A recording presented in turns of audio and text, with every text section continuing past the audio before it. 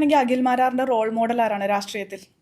എനിക്ക് ഉമ്മൻചാണ്ടി സാറിനെ എനിക്ക് വ്യക്തിപരമായിട്ട് ഭയങ്കര ഇഷ്ടമായിരുന്നു.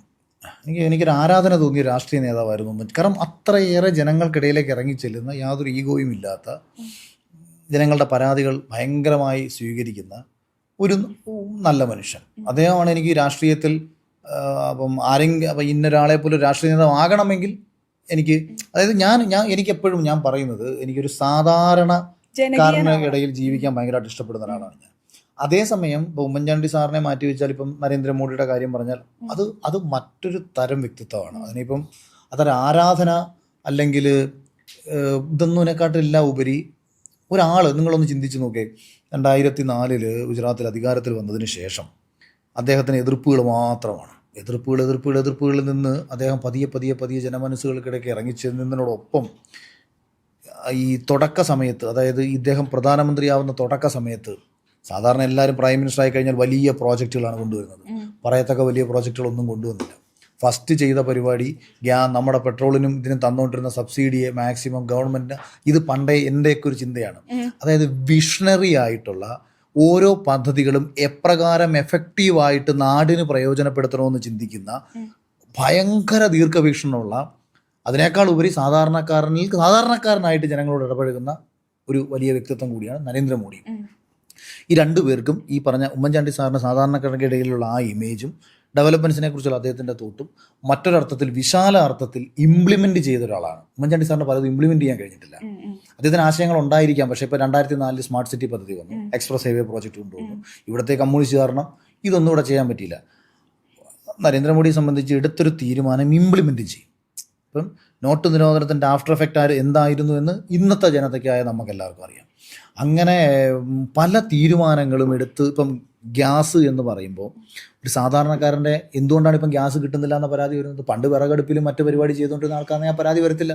ഇന്ന് ഇന്ത്യയിലെ 35-40 കോടി ജനത ഗ്യാസ് ഉപയോഗിക്കുന്നതുകൊണ്ടാണ് കുടുംബങ്ങളിൽ ഗ്യാസ് ഉണ്ട്. അതേ കണക്ക് സ്ത്രീകൾക്ക് നാപ്കിൻ ആയിക്കോട്ടെ, കക്കൂസ്. ഇപ്പം കക്കൂസ് എന്ന് പറഞ്ഞാൽ എന്തൊരു ആക്ഷേപമായിരുന്നു.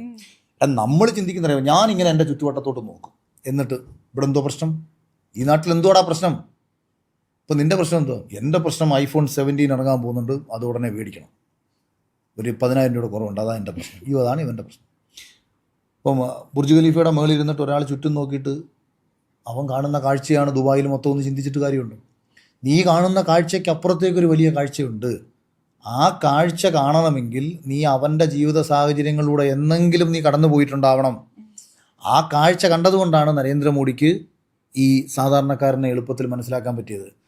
കക്കൂസ് എന്ന് പറയുന്നത് ഒരുത്തൻ്റെ അടിസ്ഥാന ആവശ്യമായിരുന്നുവെന്നും, ഗ്യാസ് ഒരുത്തൻ്റെ അടിസ്ഥാന ആവശ്യമായിരുന്നു എന്നുള്ളതും, ബാങ്ക് അക്കൗണ്ടുകൾ ഒരുവൻ്റെ അടിസ്ഥാനം ആവശ്യമായിരുന്നു എന്നുള്ളതും, ഇതെല്ലാം തിരിച്ചറിഞ്ഞ് എല്ലാവർക്കും ബാങ്ക് അക്കൗണ്ടുകൾ സൗജന്യമായിട്ട് കൊടുത്തെല്ലാം ചെയ്തതിന് ശേഷമല്ലേ നോട്ട് നിരോധനം. കോൺഗ്രസ് ആയിരുന്നെ ആദ്യമേ നോട്ട് നിരോധനം കൊണ്ടുവന്നേരം. പിന്നെ ബാങ്കില്ല. ഇപ്പോൾ ആധാർ നടപ്പിലാക്കിയത് കോൺഗ്രസ് ആണല്ലോ ആധാർ കൊണ്ടുവരുന്നത്. ഭയങ്കര പ്രശ്നം നടന്നു. കാര്യം ഗ്യാസ് സബ്സിഡി ആധാർ വഴിയേ കിട്ടത്തുള്ളൂ എന്ന് പറഞ്ഞിട്ടാണ് കോൺഗ്രസ് ഇത് കൊണ്ടുവരുന്നത്. അതാണ് ഇവർക്ക് ബുദ്ധിയില്ല എന്ന് എനിക്ക് പറയേണ്ടി വരുന്നത്. ഒരു പദ്ധതി എങ്ങനെ എഫക്റ്റീവായിട്ട് നടപ്പിലാക്കാം എന്നുള്ളത് നിങ്ങൾ കേന്ദ്ര NDA ചെയ്യുന്ന കാര്യങ്ങൾ കണ്ടുപിടിച്ചാൽ മതി. ഒരു സാധാരണക്കാരൻ്റെ പ്രശ്നം ഗ്യാസിൻ്റെ സബ്സിഡി ബാങ്കിൽ വരുന്നതല്ലായിരുന്നു. ഗ്യാസിൻ്റെ സബ്സിഡി ആദ്യം സർക്കാർ കൊടുത്തുകൊണ്ട് ഇല്ല, നമുക്ക് അത്രയും പൈസ കൊടുത്താൽ മതിയായിരുന്നു. ഇപ്പോൾ സർക്കാർ പറഞ്ഞു നിങ്ങൾ ഫുൾ എമൗണ്ട് കൊടുത്ത് വാങ്ങണം, സബ്സിഡി എമൗണ്ട് നിങ്ങളുടെ അക്കൗണ്ടിൽ വരുമെന്ന് പറഞ്ഞു. അപ്പോൾ ഇവിടെ ആർക്കും ബാങ്ക് അക്കൗണ്ട് ഇല്ല. നരേന്ദ്രമോദി എല്ലാവർക്കും ഫ്രീ ആയിട്ട് ബാങ്ക് അക്കൗണ്ടും കൊടുത്തു. എന്നിട്ട് പറഞ്ഞു നിങ്ങളുടെ ആധാർ ആ ബാങ്ക് അക്കൗണ്ടെങ്കിൽ ലിങ്ക് ചെയ്തോളാൻ പറഞ്ഞു. മൻമോഹൻ സിംഗ് പറഞ്ഞു ആധാർ ഇനി ഗ്യാസിൻ്റെ സബ്സിഡി ബാങ്ക് വഴിയേ കിട്ടത്തുള്ളൂ. ഇപ്പം നമുക്ക് ബാങ്ക് അക്കൗണ്ട് കൊടുക്കാൻ ബുദ്ധിമുട്ട്. കാര്യം മിനിമം ബാലൻസിലൊന്നും ബാങ്ക് അക്കൗണ്ട് കൊടുക്കാൻ ബാങ്ക് സമ്മതിക്കത്തില്ല.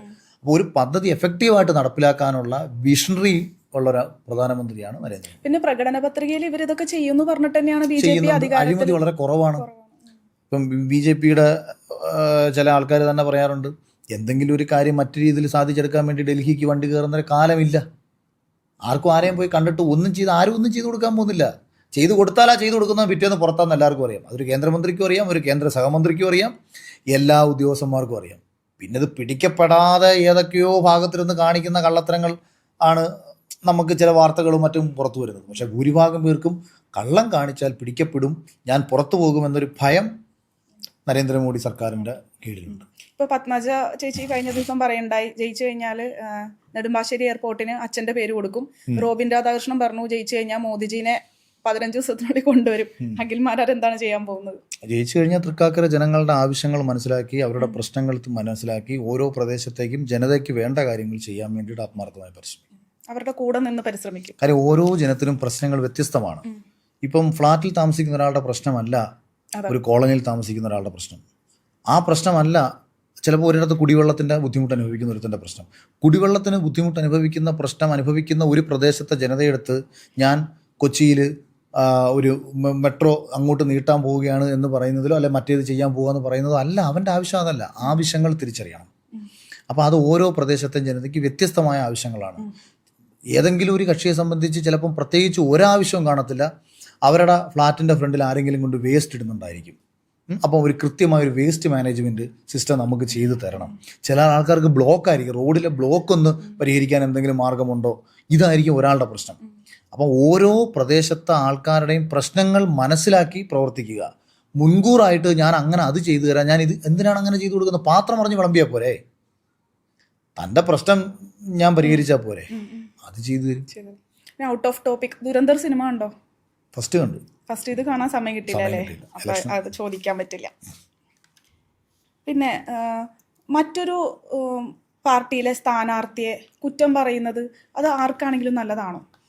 ആക്ഷേപിക്കുന്നത് നല്ലതല്ല, കുറ്റം പറയുന്നത് നല്ലതല്ല. കാര്യകാരണങ്ങൾ നിരത്തി നമുക്ക് ക്രിയാത്മകമായ വിമർശനങ്ങൾ ഉന്നയിക്കുന്നത് നല്ലതാണ്. എപ്പോഴും അതാണ് നല്ലത്. അതുകൊണ്ടാണ് തോമസ് ഐസക് രമേശ് പിഷാരടിയെ കോമാളി എന്ന് വിളിച്ചത്. ഒരിക്കലും അംഗീകരിക്കാൻ പറ്റുന്ന കാര്യമല്ല. അങ്ങനെ പറയാൻ പാടില്ല. ആക്ഷേപം പാടില്ല. ആക്ഷേപം വ്യക്തിഹത്യയോ, ഇപ്പം പിണറായി വിജയൻ പ്രേമചന്ദ്രൻ എന്ന് പറയുന്ന മനുഷ്യന് പാർട്ടി വിട്ടു പോയപ്പോൾ വളരെ മോശം പദപ്രയോഗം നടത്തി ആക്ഷേപിക്കുകയാണ് ചെയ്തത്. അതിന് പകരം RSP ഞങ്ങളിൽ നിന്ന് വിട്ടുപോയത് ഇന്ന കാരണം കൊണ്ടാണെന്നോ, പ്രേമചന്ദ്രന് മറ്റൊരു സ്ഥലത്ത് നിന്ന് ഓഫർ ലഭിച്ചതിൻ്റെ പേരിലാണെന്നോ, അവർക്ക് ജനങ്ങളോട് താല്പര്യമില്ലെന്നോ, ലെഫ്റ്റ് മൂല്യമില്ലെന്നോ, ഇത്തരത്തിലുള്ള കാര്യങ്ങൾ പറഞ്ഞുകൊണ്ട് ജനങ്ങൾക്കിടയിൽ നമ്മളിതെല്ലാം പറയുന്നത് ജനത്തിനോടല്ലേ, വ്യക്തിയോടല്ലല്ലോ പറയുന്നത്. ഇപ്പോൾ എൻ്റെ അടുത്ത് ഞാൻ രമേശ് പിഷാരടിക്കെതിരെ ഒന്നും പറഞ്ഞിട്ടില്ല. അതാണ് സത്യം. എൻ്റെ അടുത്തൊരു ചോദ്യം ഒരു മാധ്യമപ്രവർത്തകൻ, ഇതെന്താ കുഴപ്പമെന്ന് വെച്ചാൽ ഈ ചോദ്യം ആരും കേൾക്കുന്നില്ലെന്നേ. ഞാൻ പറയുന്നത് മാത്രം അടർത്തിയെടുത്തങ്ങ് പ്രചരിപ്പിച്ചു. എന്നോട് ചോദിച്ചത് മറ്റേ അഖിലേട്ടന് ബിഗ് ബോസിൽ മത്സരിക്കാൻ എന്താണ് യോഗ്യത, അല്ല ബിഗ് ബോസിൽ തെരഞ്ഞെടുപ്പിൽ മത്സരിക്കാൻ ബിഗ് ബോസിൽ പോയ അഖിൽമാരാർക്ക് എന്താ യോഗ്യത? ഞാൻ അപ്പം തിരിച്ചു ചോദിച്ചതാണ്, അങ്ങനെ പിഷാരടിക്ക് എന്താ യോഗ്യത?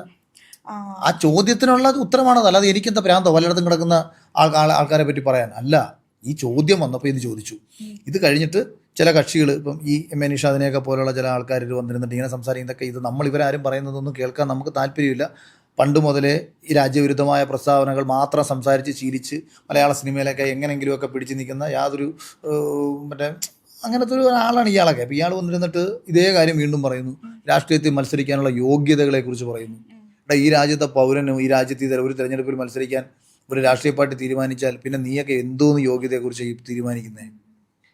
ഇപ്പം രാജീവ് ഗാന്ധി പൈലറ്റായിട്ടിരുന്ന രാജീവ് ഗാന്ധി ഇന്ത്യൻ പ്രധാനമന്ത്രിയായപ്പം ആരാ യോഗ്യത ചോദിച്ചത്? എന്തുമായിരുന്നു പുള്ളിയുടെ യോഗ്യത? അച്ഛൻ പ്രധാനമന്ത്രിയായിരുന്ന അല്ലെങ്കിൽ അമ്മ രക്തസാക്ഷിയായ പ്രധാനമന്ത്രി ആയിരുന്നതാണോ യോഗ്യത? ഇപ്പം അത് ജനാധിപത്യത്തിൽ ശരിയല്ലത്.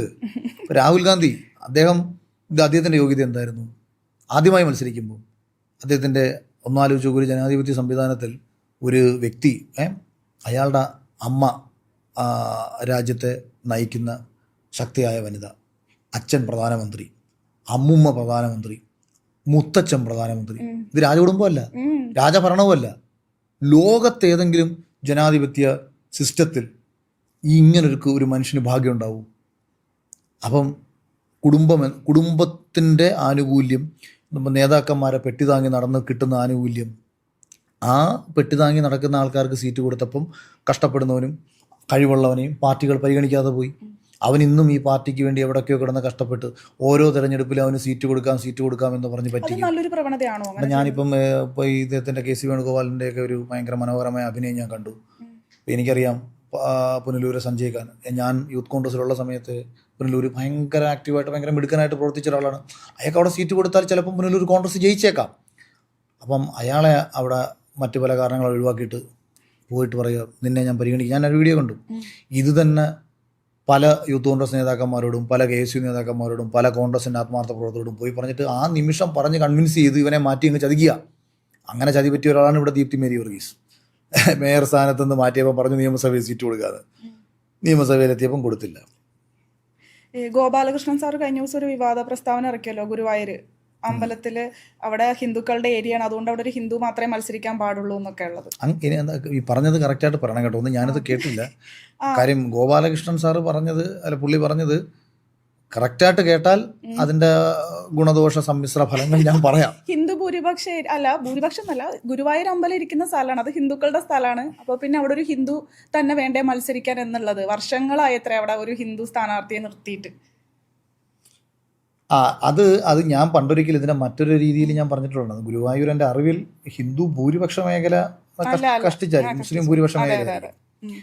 അത് ഞാനതിന് രസം പറഞ്ഞത്, ഈ പൊന്നാനി യഥാർത്ഥത്തിൽ മുസ്ലിം ഹിന്ദു ഭൂരിപക്ഷം.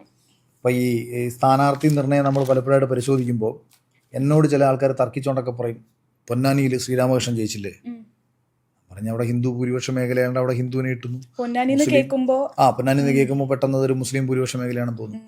ഇപ്പുറത്ത് ഹിന്ദു ഭൂരിപക്ഷ മേഖല, മുസ്ലിം ഭൂരിപക്ഷ മേഖലയായ ഗുരുവായൂരിൽ മുസ്ലിം സ്ഥാനാർത്ഥി ജയിക്കുന്നു. അതല്ല മതേതരത്വം. തിരിച്ച് ജയിച്ചു വരുന്നതാണ് മതേതരത്വം. ഒരു മുസ്ലിം ഭൂരിപക്ഷ മേഖലയിൽ ഒരു ഹിന്ദു ജയിച്ചു വരുമ്പോൾ മുസ്ലിങ്ങളുടെ മഹത്വം വർദ്ധിക്കും. ഈ പാലക്കാട് ഡീലെന്ന് പറഞ്ഞിട്ട് ഇവർ നടത്തുന്ന ഈ ചർച്ചയുണ്ടല്ലോ, യഥാർത്ഥത്തിൽ ഏറ്റവും കൂടുതൽ ആക്ഷേപിക്കുന്ന മുസ്ലിം സമൂഹത്തെയാണ്, അല്ലാതെ വേറെ ആരെയല്ല. ഒരു രാഷ്ട്രീയ പാർട്ടിയല്ല, ഒരു ഡീലും അല്ല, ഒന്നുമല്ല. ഇവരേറ്റവും കൂടുതൽ കേരളത്തിൽ ആക്ഷേപിക്കുന്നത് കേരളത്തിലെ മതേതര മൂല്യമുള്ള ഒരുപാട് മനുഷ്യരെ ചേർത്ത് പിടിച്ചിട്ടുള്ള മുസ്ലിം സമൂഹത്തെയാണ് ഇവർ ആക്ഷേപിക്കുന്നത്. കാരണം മുസ്ലിം ആയാൽ രാഷ്ട്രീയം മറന്നവർ മുസ്ലിമിന് വോട്ട് കൊടുക്കും എന്ന ചിന്തയാണ് അവരുടെ ഈ ഭയത്തിന് കാരണം.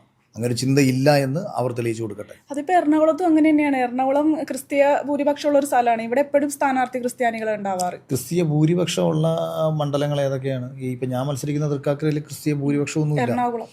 അവരിവിടെ നല്ല ആരെയും നിർത്തിയാ ജയിപ്പിച്ചു. നിങ്ങൾ നിർത്തി നോക്ക്.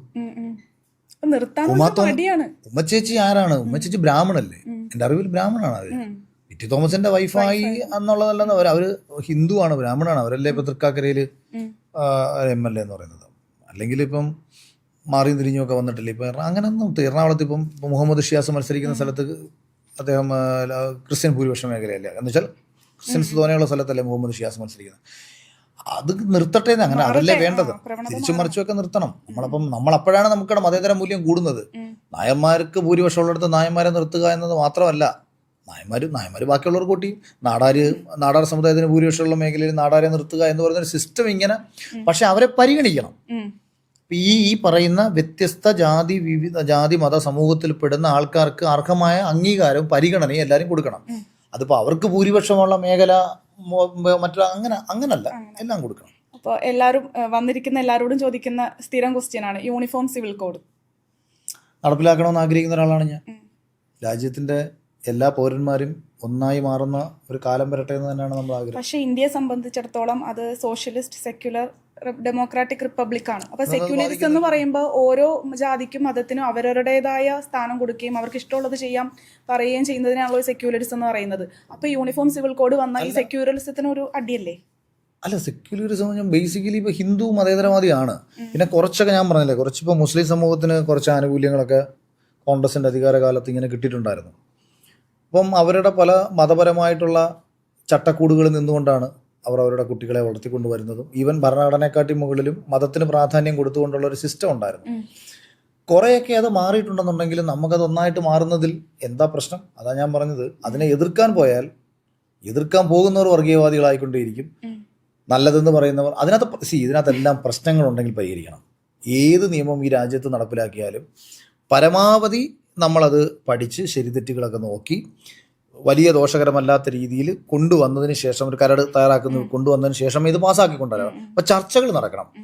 ഏകീകൃത സിവിൽ കോഡ് നടക്കുമ്പോൾ എന്താണ് നിങ്ങളുടെ ബുദ്ധിമുട്ട്, എന്താണ് ഞങ്ങളുടെ ബുദ്ധിമുട്ട്, അതിനകത്തുള്ള അത് ചിലർക്ക് ആൾക്കാർക്ക് ഒരു പ്രശ്നം കാണത്തില്ല, പക്ഷെ അവരിങ്ങനെ പ്രശ്നങ്ങൾ പറഞ്ഞുകൊണ്ടിരിക്കും. അത് പരിഗണിക്കണ്ട.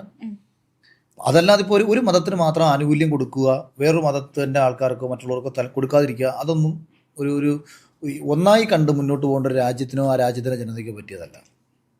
പിന്നെ ഈ പ്രശ്നം കൊണ്ടിട്ട് ഇപ്പം നാളെ കാസ്റ്റിൽ കൊണ്ടുവരാതിരിക്കട്ടെ എന്നേ ഞാൻ പറയുന്നുള്ളൂ. കാസ്റ്റിൽ ഇത് കൊണ്ടുവരുമ്പോഴത്തേക്ക് അതിലും പ്രശ്നങ്ങൾ വരും. ഇപ്പം ഒരുപാട് ഇപ്പം NSSൽപ്പെട്ട കുട്ടികൾ പറയും, ഞങ്ങൾക്ക് പരീക്ഷ എഴുതിയിട്ട് നല്ല മാർക്ക് കിട്ടുമ്പോൾ ഞങ്ങൾക്ക് ജോലി കിട്ടുന്നില്ല, ഇതൊക്കെ പറയുന്നുണ്ട്. അപ്പം നമ്മൾ കാലം മാറുന്നതനുസരിച്ചിട്ട് എല്ലാത്തിനകത്തും ഒരു പുനർചിന്ത ഉണ്ടാവണം. അപ്പോൾ മറ്റവരുടെ മൂല്യം കൂടിക്കൊണ്ടേയിരിക്കും. അതെ. ഞങ്ങൾക്ക് ഒരു ആനുകൂല്യം സംവരണത്തിൻ്റെ പേരിലാണ് കിട്ടിയതെന്ന് പറയുമ്പോൾ അത് യഥാർത്ഥത്തിൽ ഒരു കുറച്ചിലല്ലേ? കഴിവുകൊണ്ടാണെന്ന് പറയുമ്പോൾ അതല്ലേ അഭിമാനിക്കപ്പെടേണ്ടത്. അപ്പം പണ്ട് കാലത്ത് ഇപ്പം പല സ്ഥലത്തും പലർക്കും എത്തിപ്പെടാൻ പറ്റാത്ത സാഹചര്യം ഉണ്ടായിരുന്നു. പല ജാതിയിൽപ്പെട്ടവർക്കൊന്നും വലിയ സ്വീകാര്യത ഒരു കാലത്ത് കൊടുത്തിരുന്നില്ല. ഇന്ന് എല്ലാവർക്കും ഭയങ്കര സ്വീകാര്യതയുള്ളൊരു കാലത്തിലൂടെ നമ്മൾ പോയിക്കൊണ്ടിരിക്കുന്നത്. അപ്പോൾ അങ്ങനെ വരുമ്പോൾ നമ്മൾ എല്ലാത്തിലും ഇതിങ്ങനെ ഏകീകൃത സിവിൽ കോഡ് കൊണ്ടുവരുന്ന പോലെ എല്ലാത്തിലും ഈ സിസ്റ്റം കൊണ്ടുവന്നാൽ നന്നായിരിക്കും. പക്ഷെ ഇതൊന്നും ബാധിക്കാത്തൊരു വിഭാഗമുണ്ട്, ആദിവാസി വിഭാഗം എന്ന് പറഞ്ഞിട്ട്. അവരെ ഒന്ന് ഉദ്ധരിപ്പിക്കാൻ എന്താണ് ചെയ്യാൻ പറ്റുക? അത് ആദ്യം അവരുടെ ആവശ്യങ്ങൾ എന്താണെന്ന് നമ്മൾ അവരോട് ചോദിക്കണം.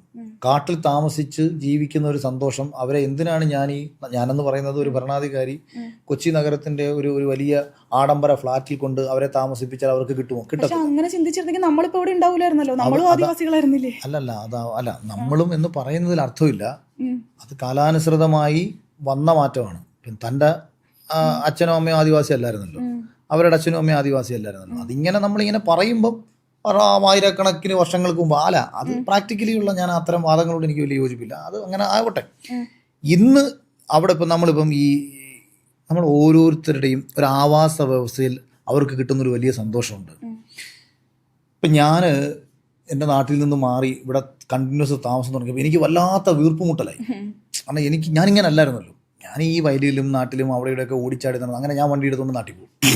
എന്നിട്ട് എല്ലായിടത്തും കറങ്ങി നടന്ന് ഇതൊക്കെ ഒന്ന് കണ്ട് അപ്പോഴാണ് എനിക്ക് മനസ്സിനൊരു റിഫ്രഷ്മെൻറ്റ് കിട്ടുന്നത്. കടലോരങ്ങളിൽ താമസിക്കുന്ന ആൾക്കാരെ സംബന്ധിച്ച് അവർക്ക് വലിയ ആഗ്രഹങ്ങളൊന്നും ചിലപ്പോൾ കാണത്തില്ല. അവർ പോവുക, മീൻ പിടിക്കുക, അന്നന്നത്തെ അധ്വാനിച്ചുണ്ടാക്കുക, വൈകുന്നേരം അവരുടെ സുഹൃത്തുക്കൾക്ക് ഒപ്പം എല്ലാം വരുന്ന കാര്യമൊക്കെ പറയുക, ചീട്ട് കളിക്കുക, രണ്ടെണ്ണം അടിക്കുക, സമാധാനത്തോടും സന്തോഷത്തോടും കൂടി കിടന്നുറങ്ങുക.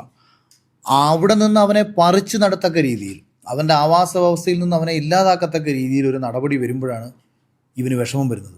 അല്ലാതെ ഇവന് നിങ്ങൾ കൊണ്ട് മലമറിക്കുന്ന ഒന്നും കൊടുക്കണ്ട. അവൻ വളരെ ഹാപ്പിയായിട്ട് അവിടെ കഴിയും. മുനമ്പത്തെ ജനതയ്ക്ക് എന്താ സംഭവിക്കുന്നുകൊണ്ടിരിക്കുന്നത്? അവൻ്റെ ആവാസ വ്യവസ്ഥയിലേക്ക് നിങ്ങൾ കടന്നു കയറുകയാണ്.